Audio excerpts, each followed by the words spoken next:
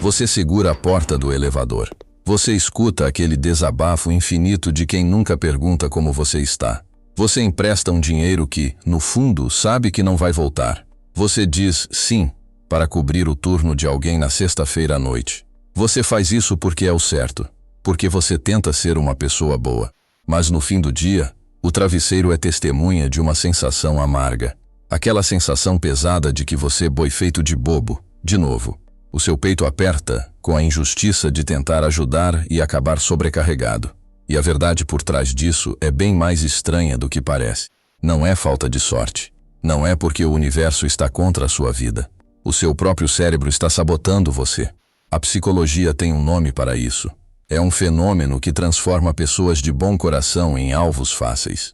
Pessoas dispostas a cooperar viram imãs para quem só quer extrair vantagens. Mas por que você continua caindo na mesma armadilha? A resposta está escondida na forma como a empatia foi programada na sua mente. E entender o mecanismo dessa falha é a única forma de parar de ser tratado como capacho. Tudo isso sem perder a sua essência, sem se tornar alguém amargurado. Antes de mergulharmos no porquê do seu cérebro fazer isso com você, faça uma pequena pausa. Deixe o like neste vídeo. Inscreva-se no canal agora mesmo. Essa ação simples ajuda esse conhecimento a chegar a mais pessoas boas que estão exaustas de se dar mal. Feito? Então preste muita atenção. Existe um traço de personalidade que define exatamente quem você é nesses momentos. A psicologia moderna usa um modelo científico chamado Big Five, ou os 5 grandes. Ele mapeia o comportamento humano em 5 áreas. Uma delas se chama amabilidade.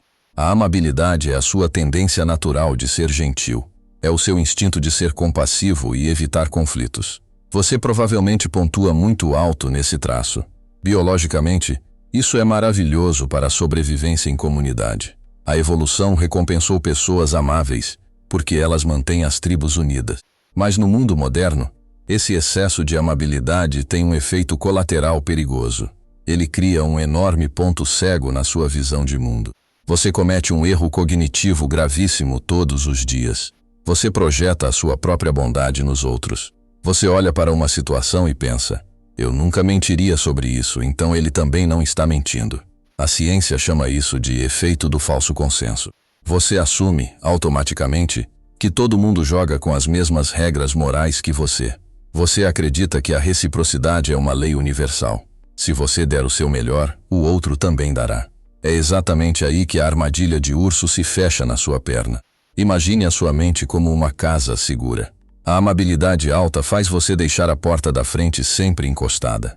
Você acha que, como você não invade a casa de ninguém, ninguém vai invadir a sua. E quem é que percebe essa porta entreaberta? Pessoas que operam no lado sombrio do comportamento humano.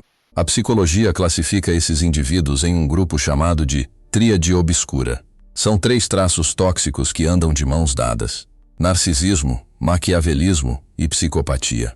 Calma, tire da cabeça a imagem de vilões de cinema ou assassinos de séries policiais.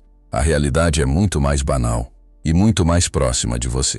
Estamos falando daquele colega de trabalho que sempre rouba o crédito da sua ideia, daquele parente que só liga quando precisa de favores ou dinheiro, daquele parceiro romântico que faz você se sentir culpado pelas falhas que ele mesmo cometeu. Eles não andam com uma placa na testa. Eles têm um radar invisível e afiadíssimo. Um radar ajustado especificamente para encontrar a sua porta encostada. O renomado psicólogo Robert Hare dedicou a vida a estudar perfis predatórios. Ele descobriu algo fascinante e assustador. Predadores sociais não procuram pessoas fracas. Eles procuram pessoas úteis. E pessoas boas, empáticas e dispostas a ajudar, são recursos extremamente úteis. A sua bondade vira a ferramenta que eles usam para desmontar as suas defesas. Eles sabem que você sente uma dor quase física ao dizer não. Eles sabem que você prefere o desconforto de fazer algo que não quer do que o desconforto de decepcionar alguém. Eles não sentem a sua dor. Eles sentem prazer em ouvir o seu sim. E é aqui que precisamos falar sobre algo muito sério. Algo que a cientista Barbara Oakley batizou de altruísmo patológico. O altruísmo é o ato de ajudar o próximo. O altruísmo se torna patológico quando a sua vontade de ajudar causa danos claros a você mesmo. E, Muitas vezes piora a vida de quem você está tentando salvar. Pense bem, quantas vezes você assumiu o problema de um adulto funcional? Quantas vezes você virou noites resolvendo a bagunça que outra pessoa criou por pura preguiça? Você acha que está salvando o dia, mas a psicologia mostra que você está apenas sendo um facilitador. Você está treinando essas pessoas a serem irresponsáveis e pagando a conta com a sua própria saúde mental e financeira. O seu cérebro inunda o seu corpo com cortisol, o hormônio do estresse, toda vez que você ignora as próprias necessidades para agradar aos outros. A longo prazo, isso destrói a sua imunidade, destrói o seu sono, destrói o seu amor próprio. Você não é um herói por suportar isso. Você é uma vítima do seu próprio instinto desregulado. Chegar até esse ponto exato deste vídeo diz algo muito forte sobre você. Pare e repara nisso. A grande maioria das pessoas foge desse tipo de reflexão. Elas fecham o vídeo nos primeiros 2 minutos. Elas preferem o conforto da ignorância. Preferem continuar reclamando que o mundo é injusto, em vez de consertar as próprias falhas de defesa. Mas você continua aqui. Você está dissecando a sua própria mente. Isso prova que você não quer apenas sobreviver. Você quer assumir o controle. Essa atitude coloca você num patamar muito diferente da multidão lá fora. Parabéns por essa coragem. Agora que você entende o diagnóstico, precisa aplicar o antídoto. Como você deixa de ser o alvo fácil, sem se transformar em uma pessoa fria e ruim? A virada contra-intuitiva é exatamente esta. Ser inofensivo não é uma qualidade. É apenas fraqueza mascarada de virtude. O psicólogo clínico Jordan Peterson aborda isso de forma brilhante. Ele explica que a verdadeira moralidade não vem da incapacidade de fazer o mal. A verdadeira virtude está em ter a capacidade de ser duro, de ser firme, de ser perigoso, e escolher conscientemente manter a espada na bainha. Você não precisa se tornar o vilão da história. Você precisa construir limites de aço. Limites não são muros altos para afastar as pessoas da sua vida. Limites são portas com trancas robustas. Você decide quem entra. Você decide o horário que entra. E, principalmente, você decide o que a pessoa pode tirar de lá de dentro. Para construir essas trancas, você vai precisar dominar 3 ferramentas psicológicas de defesa. A primeira ferramenta é a pausa estratégica. Predadores e manipuladores sobrevivem da urgência. Eles chegam com um pedido de última hora, uma crise repentina. Eles querem atropelar o seu raciocínio lógico e forçar o seu lado empático a reagir por instinto. A partir de hoje, você vai quebrar esse ciclo automático de agradar. Quando alguém pedir um favor inesperado, nunca responda na hora. Nunca. A sua nova frase padrão será: "Vou dar uma olhada na minha agenda e te aviso."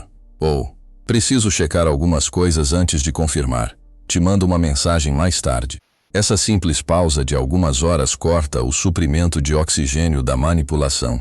Ela dá tempo para a sua amígdala cerebral se acalmar.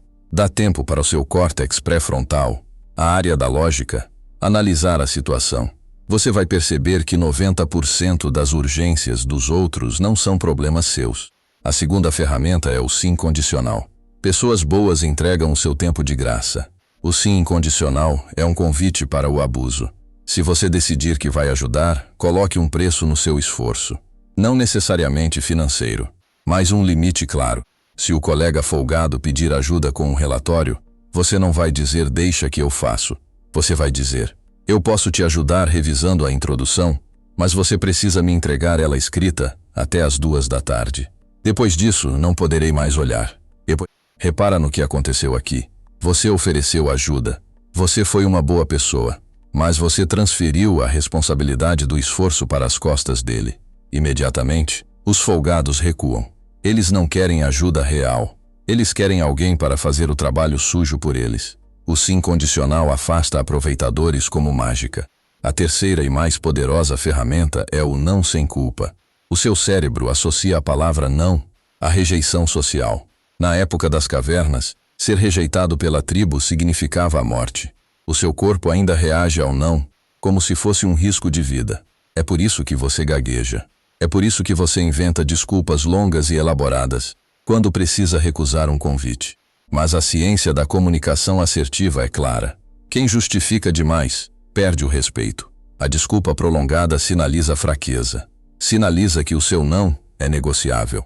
Treine entregar negativas limpas e diretas. Não poderei participar dessa vez, mas agradeço o convite. Ponto final. Não invente uma doença. Não diga que o pneu furou.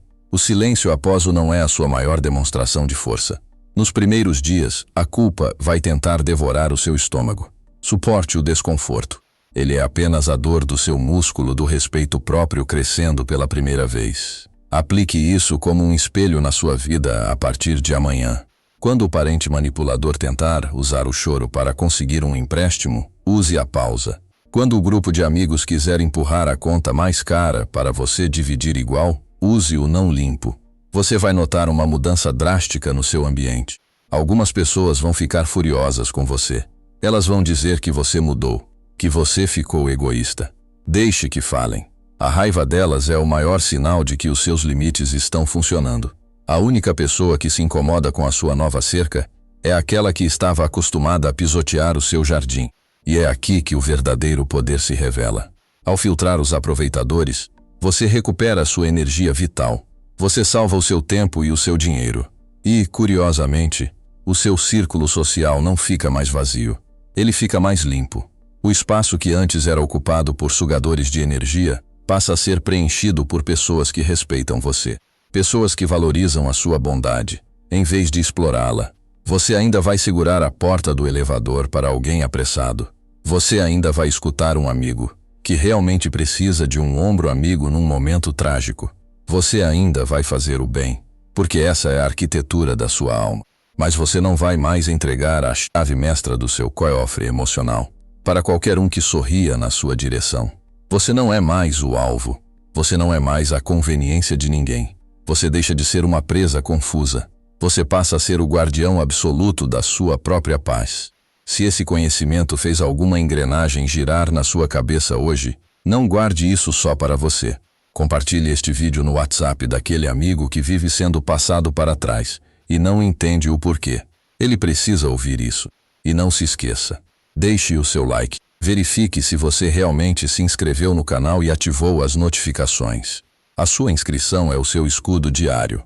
É a sua garantia de continuar recebendo o conhecimento necessário para não ser esmagado pelo sistema. Até o próximo vídeo. Fique atento aos sinais ao seu redor e construa as suas trancas.